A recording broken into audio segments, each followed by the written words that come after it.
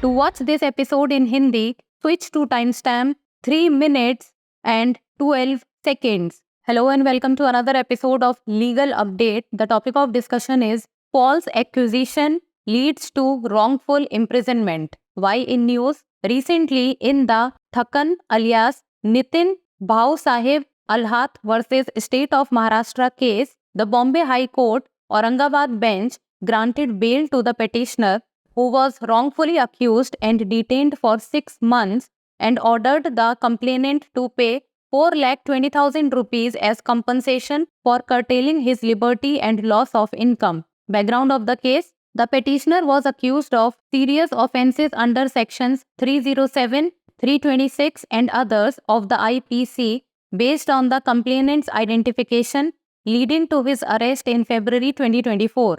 The complainant later admitted to falsely identifying the petitioner, reiterating his statement through an affidavit.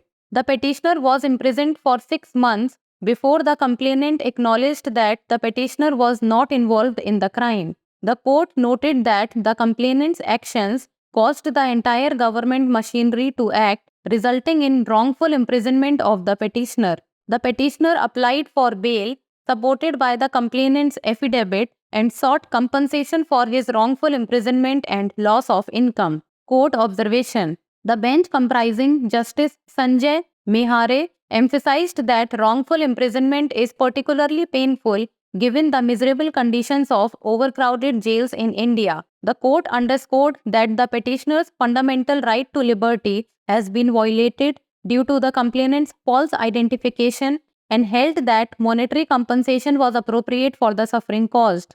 Right to liberty. Article 21 deals with the protection of life and personal liberty. It states that no person shall be deprived of his life or personal liberty except according to procedure established by law. This fundamental right is available to every person, citizens and foreigners alike.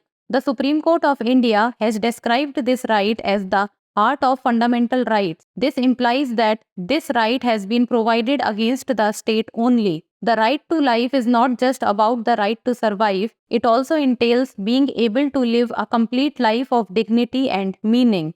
Case law. A.K. Gopalan case 1950. Until the 1950s, Article 21 had a bit of a narrow scope.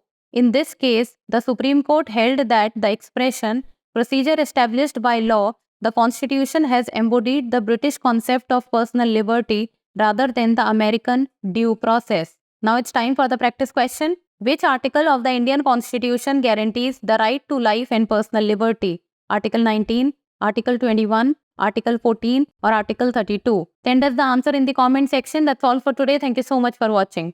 झूठे आरोप के कारण गलत कारावास चर्चा में क्यों? हाल ही में ठाकन अलियास नितिन भाऊ साहेब अलहट बनाम महाराष्ट्र राज्य मामले में बॉम्बे उच्च न्यायालय औरंगाबाद पीठ ने याचिकाकर्ता को जमानत दे दी, जिस पर गलत तरीके से आरोप लगाया गया था और 6 महीने तक हिरासत में रखा गया था और शिकायतकर्ता को उसकी स्वतंत्रता में कटौती और आय की हानि के लिए मुआवजे के रूप में 4,20,000 रुपए का भुगतान करने का आदेश दिया। मामले की पृष्ठभूमि: शिकायतकर्ता की पहचान के आधार पर याचिकाकर्ता पर आईपीसी की धारा 307, 326 और अन्य के तहत गंभीर अपराधों का आरोप लगाया गया, जिसके कारण फरवरी 2024 में उसकी गिरफ्तारी हुई।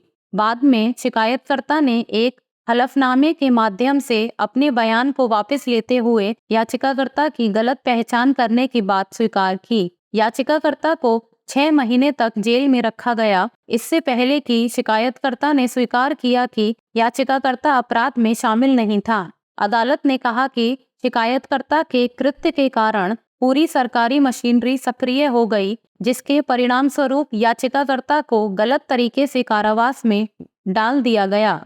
याचिकाकर्ता ने शिकायतकर्ता के हलफनामे के समर्थन में जमानत के लिए आवेदन किया तथा गलत कारावास और आय की हानि के लिए मुआवजे की मांग की। न्यायालय की टिप्पणी: न्यायमूर्ति संजय मेहरे की पीठ ने इस बात पर जोर दिया कि भारत में भीड़भाड़ वाली जेलों की दयनीय स्थिति को देखते हुए गलत कारावास विशेष रूप से पीड़ादायक है। न्यायालय ने इस बात पर जोर दिया कि शिकायतकर्ता की गलत पहचान के कारण याचिकाकर्ता के स्वतंत्रता के मौलिक अधिकार का उल्लंघन हुआ है तथा कहा कि हुई पीड़ा के लिए मौद्रिक मुआवजा उचित है। स्वतंत्रता का अधिकार। अनुच्छेद 21 जीवन और व्यक्तिगत स्वतंत्रता की सुरक्षा से संबंधित है। इसमें कहा गया है कि किसी भी व्यक्ति को कानून द्वारा स्थापित प्रक्रिया के अलावा उसके जीवन या व्यक्तिगत स्वतंत्रता से वंचित नहीं किया जाएगा।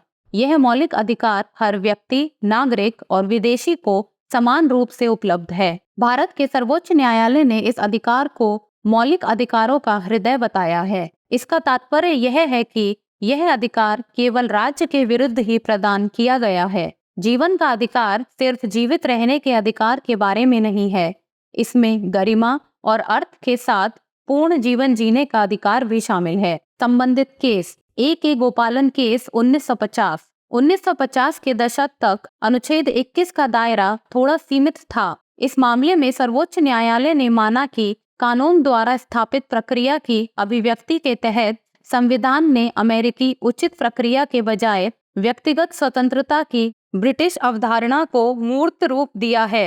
अब बारी है अभ्यास प्रश्न की। भारतीय संविधान का कौन सा अनुच्छेद जीवन और व्यक्तिगत स्वतंत्रता के अधिकार की गारंटी देता है? अनुच्छेद 19, अनुच्छेद 21, अनुच्छेद 14 या अनुच्छेद 32? आप इस प्रश्न का उत्तर हमें कमेंट सेक्शन में दे सकते हैं। आज के लिए इतना ही, धन्यवाद।